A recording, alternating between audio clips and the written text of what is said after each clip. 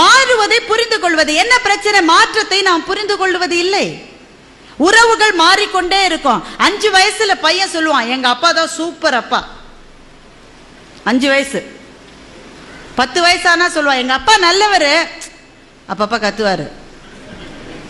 15 வயசுல சொல்லுவான், அம்மாவை கூப்பிட்டு, உன் வீட்டுக்காரர்கிட்ட சொல்லிடுமா, அப்பப்ப என் ரூட்ல வராரு, மரியாதையா இருக்காரு.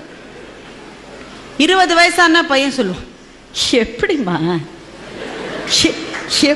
இந்த ஆளை போய் நீ கல்யாணம் பண்ணிட்ட? அப்படின்னா பையனுக்கு 20 வயசுன்னு அர்த்தம்.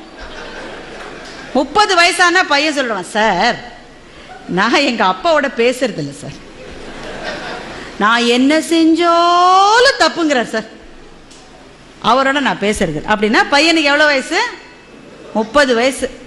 அதே பையனுக்கு 40 வயசு ஆயிடுச்சுன்னா அவனுக்கே அப்ப குழந்தைகள் இருக்கும். அப்ப சொல்லுவான், எங்க அப்பா கத்திக்கிட்டே தான் இருப்பாரு, ஆனா பாவம் நல்லவருன்னா அவனுக்கு 40 வயசு ஆயிடுச்சுன்னு அர்த்தம். அவனுக்கே 50 வயசு ஆயிடுச்சுன்னா சொல்லுவான், அந்த வறுமையிலேயே எங்க அப்பா எங்களை எப்படி வளர்த்தார் தெரியுமா, மை டாடி இஸ் கிரேட்.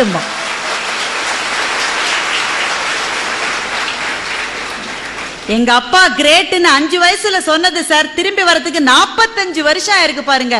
இதுதான் மாற்றம். இந்த மாற்றம் உறவுகளில் உண்டு, நட்பிலே உண்டு, வாழ்க்கையின் செல்வ நிலைகளிலே உண்டு. எல்லாத்திலையும் மாற்றம் வரும்.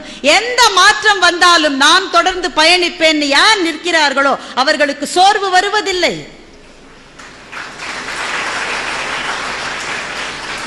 மாற்றங்கள் இருக்கின்றதே, அது நதியிலே கலக்கின்ற கழிவை போல. எந்த கழிவு கலந்தாலும் ஓடிக்கொண்டிருக்கிற வரைதான் நதி. கழிவு கலந்துட்டாங்களேன்னு அது நின்று போச்சுன்னா நாற்றம் பிடித்த குட்டையாகி விடும் அது.